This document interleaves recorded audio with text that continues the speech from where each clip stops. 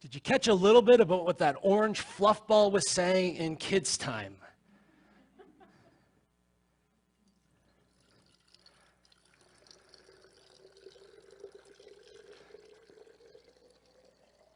When you look at the biblical story, you see that God created humanity. Now, wired into a good, solid Trinitarian theology is that God created humanity in his image and likeness. And so there's actually this foundation that humanity wasn't created out of some divine lack, some emptiness, but it's actually out of the overflow of the divine, the overflow of fellowship, the overflow of love that God chooses to create.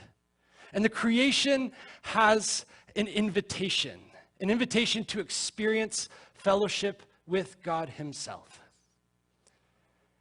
And so, when God creates, we see this fellowship. As you read through Genesis 1 and 2, you see that there's a picture of God walking with Adam and Eve in the cool of the morning. This image of relationship, of connection. And yet, we know in the story it doesn't stay that way. We know that the serpent comes and talks with Adam and Eve and has them rebel.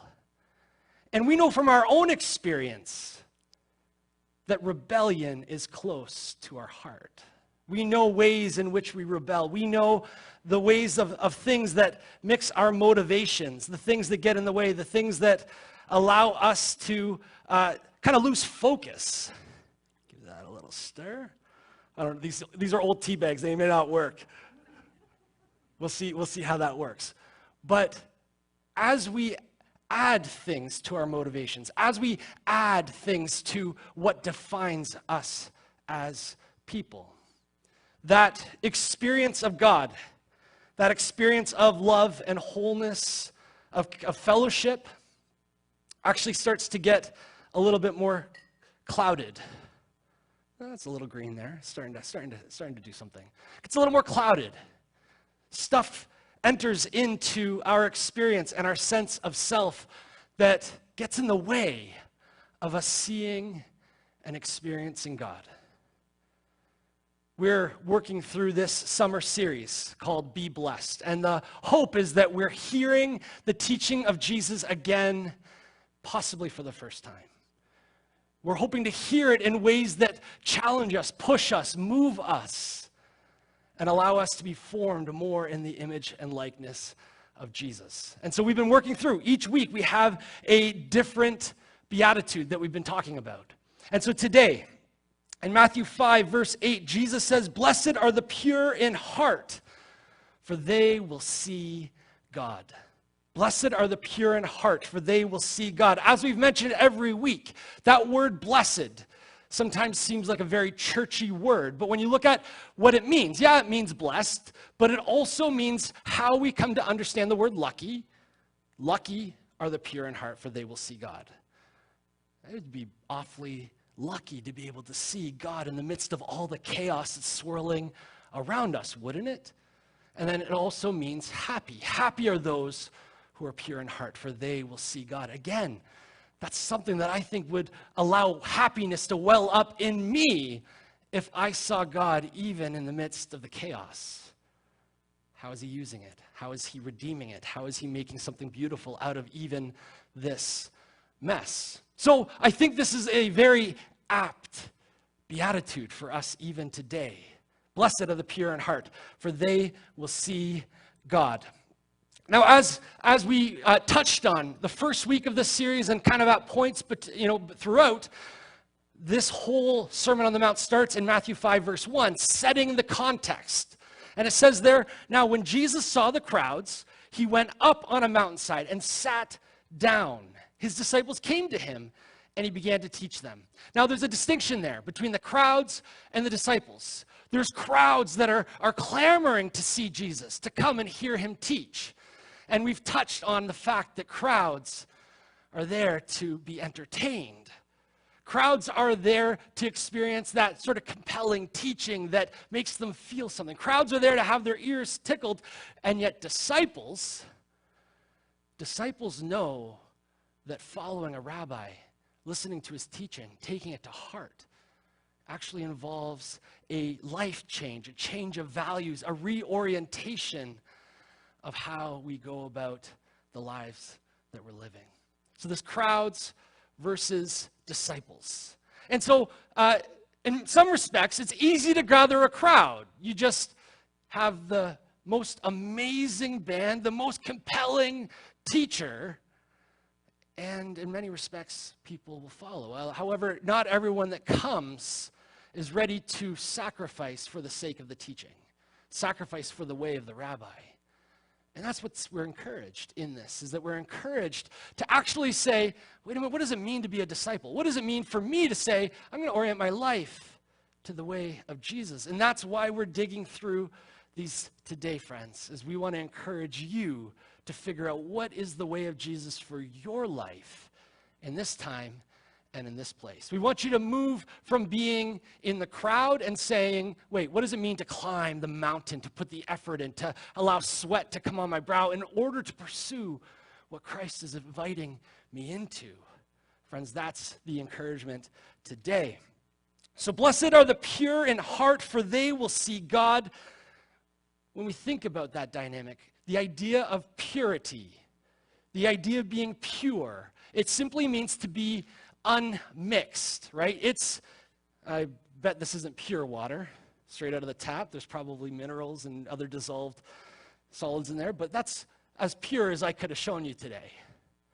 But the idea of purity, crystal clear, it's certainly not that, right? That's not pure anymore.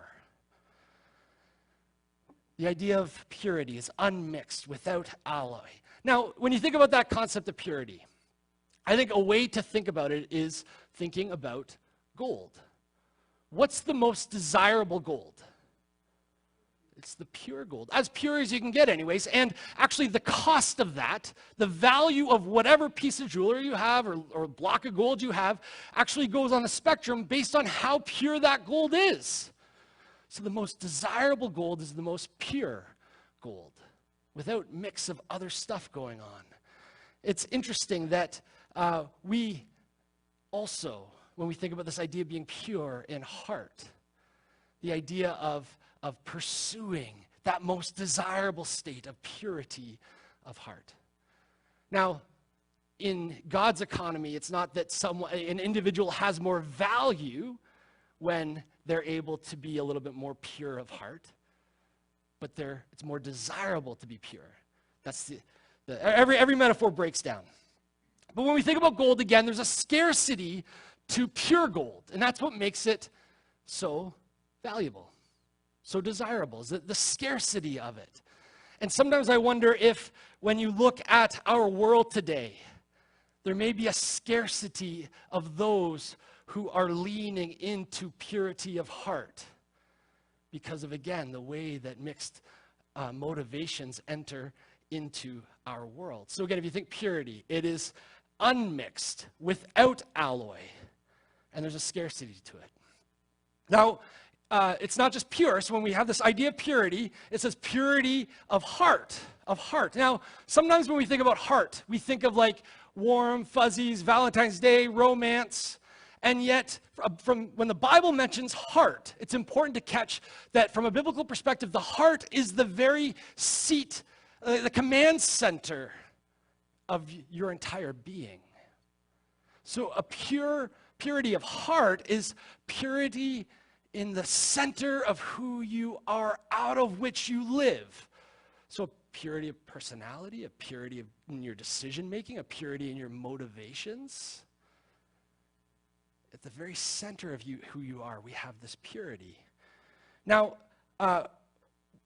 what's interesting there is that it's so easy for us to be one person in front of maybe our church friends and another person in our home, because it's closed door, and another person when we go to work, or when we go out on the golf course, Or when we go to the pub on Saturday night for karaoke. It's sometimes difficult to have that consistency of self in all of those areas because just we kind of come into ourselves and we're a little bit broken and we have mixed motivations and we have lots of brokenness swirling in all of those places. So we think, how are we liked at work? That starts to muddle our motivations. We think, how are we popular in our social circles? That desire sometimes muddles that purity of heart. We think, as I talked about earlier, sometimes we think, oh, money. What do we do with money? Sometimes that muddles what we do with ourselves, and we're not so pure. We don't experience that on a day-to-day basis. Another thing is thinking of purity of heart is having a motivation that allows us to make consistent decisions. So when you have a firm motivation that's out of this pure heart, it's a consistent kind of wellspring out of which you decide who you're going to be and what you're going to do. And for anyone that's interacting with us, it's important to have some consistency.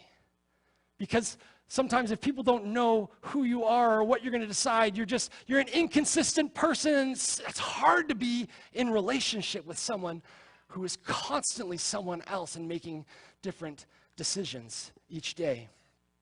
But a consistency of self, a steady orientation to the decisions that we make, and in that also a purity of motivations. What drives the decisions we make?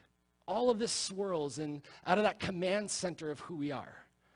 So when Jesus says, blessed are the pure in heart, for they will see God, it's talking about, again, that place out of which we live our lives, that place out of which we are in the world. Now, the promise of this that Jesus says is that we will see God. We will see God.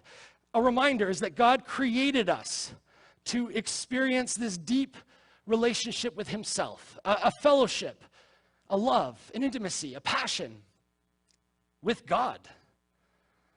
And yet all too often we don't experience this. Sometimes it's just a moment. We catch glimpses of it. We catch glimpses of it because we bring our baggage and our brokenness. We bring our experiences, our history, and sometimes we don't think that we can be in a crystal clear relationship with God. We think, how can God love me? Because we know our own brokenness. We know our own motivations. We know the mixed up sense of self inside of us. And sometimes we say, God can't actually be in relationship with me, right? God can't actually love me. Can he? Well, one of the interesting things when we think about this is that, again, we're made for relationship.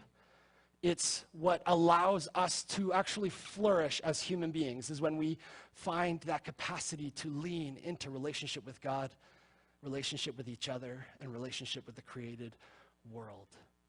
When we're able to lean into that with all that God has packed within us. Now, the problem, though, is that how do we get from that broken sense of self, like this, to understanding that potentially God has made us this way and does desire for us to be this way? Well, let me start by explaining how not to do it. All right? How not to do it. Well, lots has been said about the religious leaders in Jesus' day. Right? And potentially you know about the Pharisees and the Sadducees, the scribes, those who were the spiritual elite, those who devoted their entire lives to seeing God. And yet what we see is that it's so often an outward conformity. In Matthew 23, we have a whole section of Matthew's gospel that he's calling out the spiritual leaders, right? We see Jesus bringing it to them. He's taking those spiritual elites down a level. So when we say how not to have a pure heart, it's to model it after the religious leaders. But here's what Jesus says, and I'll just cover a few things. It's a whole section, and it's scathing. But he says in Matthew 23, verses 13, "Woe to you, teachers of the law and Pharisees, you hypocrites! You shut the door of the kingdom of heaven in people's faces, and you yourselves do not enter, nor will you let those enter who are trying to. Woe to you, teachers of the law and Pharisees, you hypocrites." He goes down and he says, "Woe to you, teachers of the law and Pharisees, you hypocrites. You travel all over land and sea to win a single convert. And when you've succeeded, you make them twice as much a child of hell as you are." Because if it's all outward conformity, and you're making people and making disciples and saying, "This is how you follow Jesus," this outward conformity, they're completely missing it. They're missing it. So he's calling them out on saying, you're not even representing God well. So those that say, okay, let me try to experience God through your way of finding him, they miss it completely. He continues in verse 16, he says, "Woe to you, blind guides! You say if anyone swears by the temple, it means nothing. But if anyone who swears by the gold of the temple is bound by that oath." You see misplaced values there. What do they really care about? Well, they care about the gold of the temple, not what the temple represents. And for those who journeyed with us through that temple series, we remember that that temple represented the presence of God. It represented the revelation of God, and it represented atonement with God, connection, shalom, harmony. So instead of we see this contrast of values. You're swearing on the gold and you don't even care what the temple actually represents in terms of relationship with God. Woe to you, you spiritual elites, right? Woe to you. We're just going to skip down to verse 27. And he says, "Woe to you, teachers of the law and Pharisees, you hypocrites! You're like whitewashed tombs, which look beautiful on the outside, but on the inside are full of the bones of the dead and everything unclean. In the same way, on the outside, you appear to people as righteous, but on the inside, you're full of hypocrisy and wickedness." Harsh words from the rabbi to the spiritual elites. So when we talk about purity of heart, what it's not is an outward conformity, saying, I'm just going to pretend like I have it all together. I'm just going to obey every law and not care about what's going on inside. Purity of heart is about, again, unmixed motivations. So how do we get that purity of heart? Well, first of all, before we get to the how, I want you to compare yourself to some of what we read. How do you think people experience you in your faith? Because I got to tell you that when people who are far from Jesus are asked about followers of Jesus, one of the top things that they say is, oh, well, they're so judgmental. They're so judgmental. You know what was said about the Pharisees? Everyone knew that Pharisees were judgmental. Everyone knew Pharisees were judgmental. How are people experiencing us? How do people experience you? Do they just see you as judgmental? And then do they kind of see that hypocrisy, that mixed motivation, the mixed decisions? They see you one way in one place, they see you another way in another place. What do you think that does to someone's perspective of the Jesus you claim to serve? Now the next question too, and this may be more important. How do you see yourself? How do you see yourself?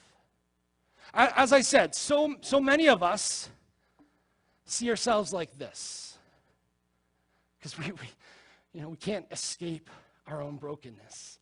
We wake up and it's there. We look in the mirror, we see ourselves looking back. We can't escape it. We know the lies we've told. We know those areas of our lives where we've cheated. We know those parts of our job where we've skipped corners. We know we're like this. So if we need to be like this when we look in the mirror in order to experience God in us and through us and around us, you better believe we're going to be walking around like Pharisees, whitewashed tombs, where we pretend like the outside is great, and yet inside we know we're dying. we're full of bones. The beautiful thing about the story of Jesus, the beautiful thing about grace, the beautiful thing about what God is up to in the world is that he says, actually, it's not about you. It's not about your ability to measure up.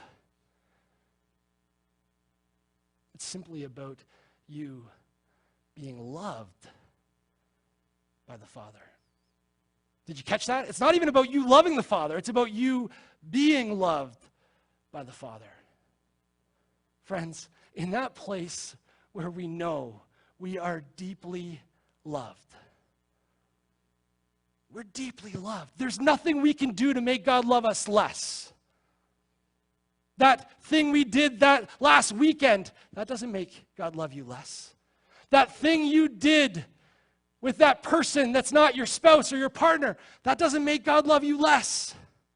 That thing you did with your taxes that you know is a little gray area, that doesn't make God love you less. Friends, the biblical picture is that it's because of God's great love for us that Jesus came. And that Jesus bridged the gap between God and himself and allowed us, free of sin and free of the consequences of that sin, in order to experience the living God. So friends, one of the biblical images is that when God looks at us, he actually sees us like this. He sees us like this. Not because of how good we are, not because of how well we've got it together, but because of Christ. Because Christ has conquered sin and death. He's conquered sin and death. So it's out of this place of embracing that and saying, okay, wait a minute, I know God's made me for relationship. God's made me to experience the love of the Father, the love of God, the love of each other. I know that God's made me to be in relationship with each other. And I know that God has done everything necessary to allow us to live in this lavish goodness.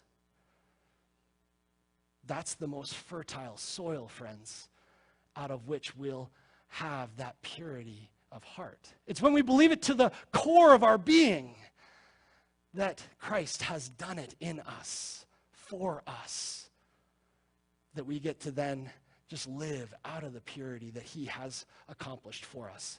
Now the problem is, when we try hard, how do you think people see us, right? When we influence people just because we're trying really hard, our representation of Christ ends up being also mixed motivations. And I bet, we don't need to raise hands right now, but I bet a lot of us have experienced Christians that have represented God this way. People that have influenced us in a way where there was a whole lot of garbage. It wasn't Christ. I've heard so many people that have rejected Jesus not because of the love of Christ. They've rejected Jesus because of how they've experienced other Christians. Right?